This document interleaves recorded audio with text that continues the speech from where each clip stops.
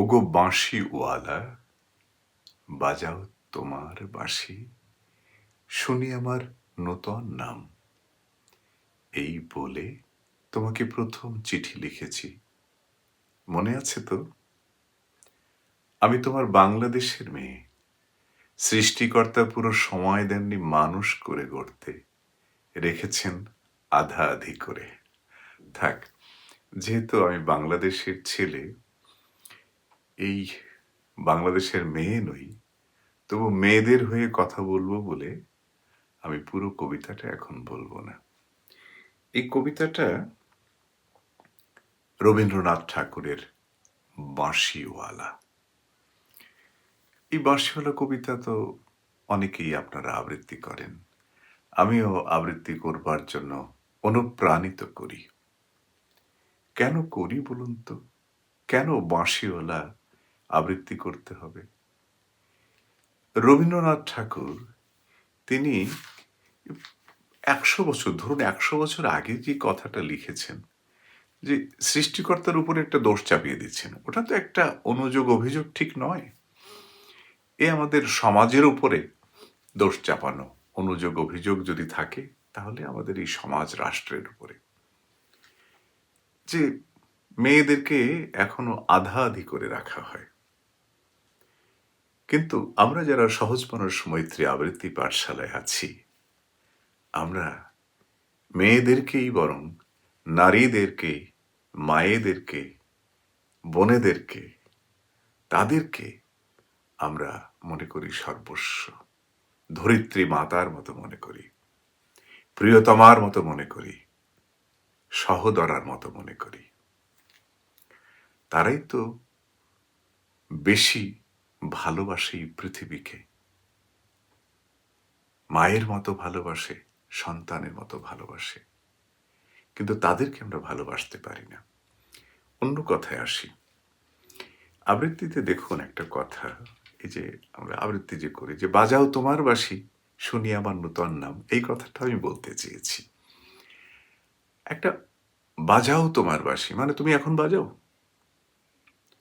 নাকি বাজাও তোমার বাঁশি, শুনি আমার নূতন নাম মানে তুমি কেমন করে বাজাও, তুমি কেমন করে গান করো হে গুণী, এ বিস্ময় যে তুমি বাঁশি বাজাও আর সেই বাঁশিতে আমার নাম শুনি। কথাটা এই। কিন্তু এই কবিতাটি কেউ কেউ ওই বাজাও এটাকে ক্রিয়াপদ করে ফেলেছেন বা অনুজ্ঞা করেছেন, যে বাজাও, বাজাও তোমার বাঁশি। না, তিনি বাজান বলেই আমি সেই বাঁশিতে আমার নূতন নাম শুনি, এই তো বলতে চেয়েছি আমরা। বাজাও তোমার বাঁশি, বাজাও তোমার বাঁশি, শুনি আমার নূতন নাম, এই বলে তোমাকে প্রথম চিঠি লিখেছি। তো শুরুতেই যদি একটু গোলমাল হয়ে যায় আবৃত্তিতে, যে বাজাও তোমার বাঁশি, তা তো হয় না।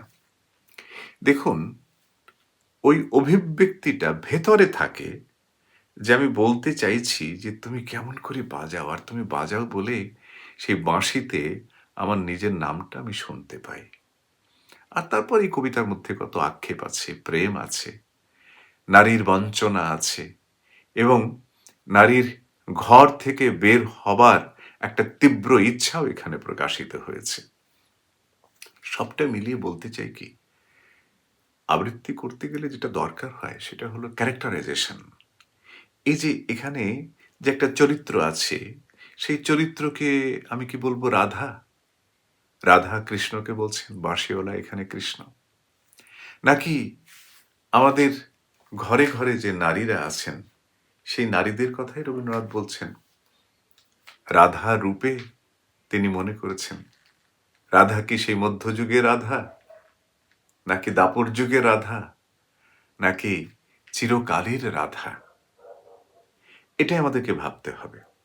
এই বাঁশিওয়ালা কবিতাতে আমরা সেই রাধা কৃষ্ণের রাধাকেও যেমন পাই, আবার ঠিক এই আজকের দিনে সংসারের যে রাধারা আছেন তাদেরকেও আমরা পাই। ঘরে কাজ করি শান্ত হয়ে, সবাই বলে ভালো, এবং তারা কি দেখে যে আমার ইচ্ছার নেই জোর, তার মানে এই রাধা কেবল সেই দাপর যুগের কৃষ্ণের রাধা, রাধা কৃষ্ণ, রাধা কৃষ্ণ আমরা যাদেরকে বলি, আ ভক্তি ভরে যে দুজনের নাম উচ্চারণ করি, সে দুজনই এখানে আছেন, প্রচ্ছন্নভাবে আছেন। কিন্তু সুতীব্রভাবে সংসারের রাধা আছেন। কৃষ্ণ যে এই সংসারে কে, সেটা এখানে খুঁজে পাওয়া একটু কঠিন। তো কবিতা আবৃত্তি করবার আগে যেটা প্রয়োজন, সেটা হলো যে কবিতাকে আরেকটু বেশি করে ভাবা। চলা আটক করে ফেলে রেখেছেন কালস্রোতের ওপারে। মানে এই যে কালস্রোতের ওপারে বালুডাঙায় যেন রাধা আটকে আছেন। তিনি আর যেতে পারছেন না, আর এগোতে পারছেন না। তো কবে বন্যা হবে, কবে প্লাবন হবে এবং রাধা সব বাঁধ ভেঙে বেরিয়ে আসতে পারবেন তা তো জানি না। সব মিলিয়ে আসলে কি বলতে চাইছি? কবিতার ভেতর দিয়ে আমাদের একটা মুক্তি মেলে বা মুক্তির আকাঙ্ক্ষা তৈরি হয়। এইটুকু শুধু বলতে চাওয়া। আবৃত্তি করা মানে কেবল সুললিত কণ্ঠস্বরে কাউকে মুগ্ধ করা নয়। কেবল একটা কবিতাকে প্রাণময় করবার জন্য কণ্ঠের কিছু কাজ দিয়ে আনন্দ চিত্তে সেজেগুজে মঞ্চে গিয়ে পরিবেশন করা নয়। এ কবিতা জীবনের সঙ্গে আষ্ঠে পৃষ্ঠে জড়িয়ে রয়েছে। তাকে বাস্তবমুখী করে আবৃত্তি করতে হবে। আমরা সেই কাজ করবার চেষ্টা করছি। আমাকেও একটু সুযোগ দিন না। আসুন, যুক্ত হন সহজ মানুষ মৈত্রী আবৃত্তি পাঠশালায়। তো আমার সঙ্গে সরাসরি যোগাযোগ করতে পারেন, অথবা সহজ মানুষ মৈত্রী আবৃত্তি পাঠশালার প্রধান সমন্বয়কারী রীতা সরকারের সঙ্গে যোগাযোগ করতে পারেন। যোগাযোগ করতে পারেন ভারতবর্ষ থেকে মিতা ঘোষ, তুহিন দত্ত, মাধবীলতা হালদার, অথবা যারা ফ্রান্সে আছেন বা ইউরোপের অন্যান্য দেশে আছেন, পৃথিবীর বিভিন্ন প্রান্তে আছেন, আ আমরা যারা প্রবাসে রয়েছি, তো আমাদের এখন প্রবাসেও ভরসা করার মতো আরেকজন প্রতিনিধি আছে। তার নাম লিপিকা বড়ুয়া। আপনারা যোগাযোগ করুন, থাকুন আমাদের সঙ্গে। সপ্তাহে অন্তত একটা দিন নিজেকে সময় দিন। বিখ্যাত আবৃত্তিকার হবার জন্য নয়, আবৃত্তি শিল্পী হবার জন্য শুধু নয়, নিজের জীবনকে জানার জন্য, নিজেকে জানার জন্য, আরেকটু ভালো থাকার জন্য এবং কাছের মানুষগুলোকে আরো একটু ভালো রাখার জন্য আসুন আমরা আবৃত্তির সঙ্গে থাকি। শুধু কণ্ঠ দিয়ে নয়, মন প্রাণ দিয়ে। সকলের কল্যাণ হোক।